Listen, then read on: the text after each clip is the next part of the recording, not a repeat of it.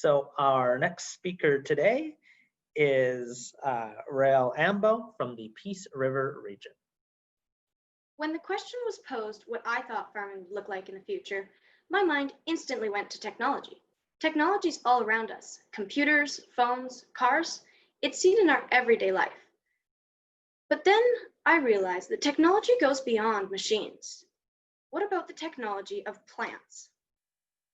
Humans, by nature, are always trying to make things better, easier, quicker. So it's no surprise that we're doing the same for farming. So what if we were able to genetically modify plants so that they had quicker growing seasons and were bigger and better? Good afternoon, ladies, gentlemen, fellow 4-H members, honorable judges, and thank you, Chairperson. My name is Raelle, and today I will be delivering my speech on the future of farming and the role that genetic science will play in agriculture. Modern farmers are working harder than ever to sustain our already overpopulated world. 10 years population will grow to be 8.5 billion people. And as far as food and agriculture goes, more people equals more problems. With the amount of chemicals that are being sprayed, so are people. Over 200,000 people a year die due to use of pesticides and other harmful chemicals. Now, farmers spray for two reasons. One, to keep the bugs off, and two, to keep weeds down. But what if there was a way around that? What if we didn't have to pollute our environment to such an extent that people are dying? Lower pollution levels and create a sustainable way of environmentally friendly farming, we can use specialized GMO crops. Humans have been using methods such as selective breeding to change the food we eat for hundreds of years. Take corn for an example. The ancient species of corn that our corn is derived from was a single row of pods all covered by a hard outer layer. But now we have a juicy, ripe vegetable that has a leafy green exterior. In 1973, GMO was invented. GMO stands for genetically modified organism.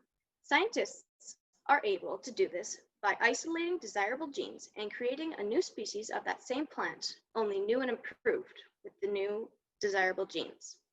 This was a major step in agriculture. Some people would even call it a revolution. GMO crops were able to be more tolerant to bugs, drought, and weeds. And they were also modified to be bigger and have shorter growing seasons for better harvests. Now, BT maize is arguably the most popular of GMO crops. It is a string of corn that was designed in 1996. Farmers were having major problems with a small caterpillar called the European corn borer, which ate and destroyed millions of dollars worth of corn crops a year. That was until the discovery of a bacteria called Bacillus thuringiensis, which produces a crystal protein toxic to these caterpillars and many other small bugs that cause problems in crops. Scientists were able to engineer the BT corn to involve this bacteria in its cells, and so caterpillars were only able to take a few bites before the corn itself killed them. Scientists and researchers found that farmers using BT corn crops were able to spray 40% less because of its more tolerant to bugs. Imagine if we did this with every crop. We could have our pollution from pesticides down by almost 50%. By now, you might be wondering why GMO isn't a huge deal. You hear people all the time saying GMO is bad. Well, there are reasons for that. Many people believe that there aren't enough studies done on GMO, which could be true. There aren't tons, but all the studies that have been done have shown them to have no harmful side effects from eating them. Other reasons that people would avoid GMO is because of stigmas attached to it, the unnaturalness, or for their own moral reasons.